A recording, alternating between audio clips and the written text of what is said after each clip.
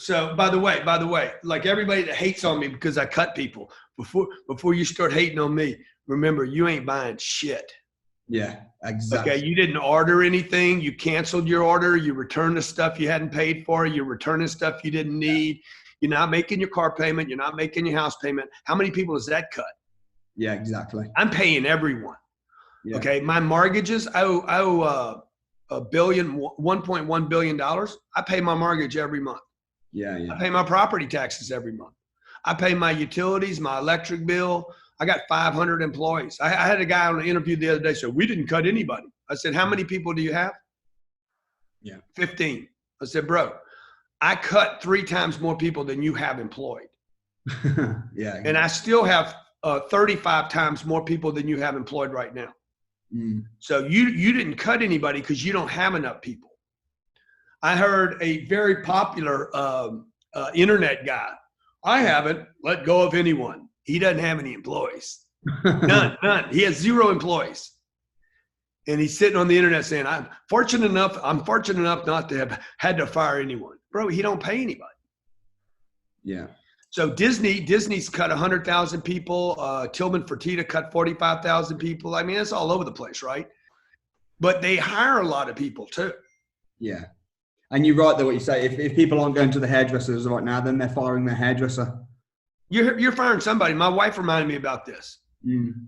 You know, so, you know, I've given away, I got a charity event right here in town. We funded the entire charity event.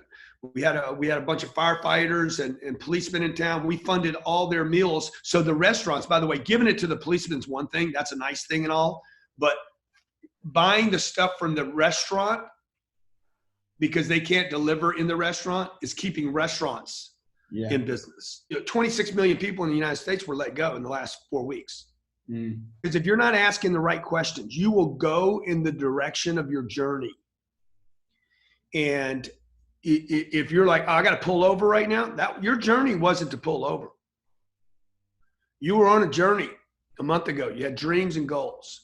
And so when a crisis comes, it's like a speed bump, a flat tire, you ran out of fuel. What do? Dude? You keep rolling, you fix the tire, you refuel, and you keep going. And so don't waste this moment because we're going to pass. This is going to pass. Yeah. The question is, and you're going to get through it. That's the other thing I keep telling myself. Like, you're going to get through this. Everybody's going to get through this, Sam. The question is, when you get through it, on the other side, are you bigger and better and more confident, more unstoppable, or are you smaller, contracted, more scared? What sort of advice would you give to business owners right now with a staff and with team? So now you have to be better. You got to be a better boss and a better leader. The first thing I would suggest that people do is find out who and what they need to cut. The cut's really important. The reason you want to cut early is because you want everybody that you're going to stay with to, number one, know that how serious you are, and number two, to properly invest your resources into people that you can finish the trip with. And maybe you bring those other people that you cut back later, but you're not bringing anybody back if you don't make the trip. Yeah. So if I get a flat tire, what do I do? Oh, that tire's been so loyal to me, I have to keep it. You know, it's interesting how people treat a car different than their business. Yeah. You know, dude, look, I'm on a trip and a car lets me down. I'll leave the car on the side of the road. I don't care. Get out of the car, go get me another car.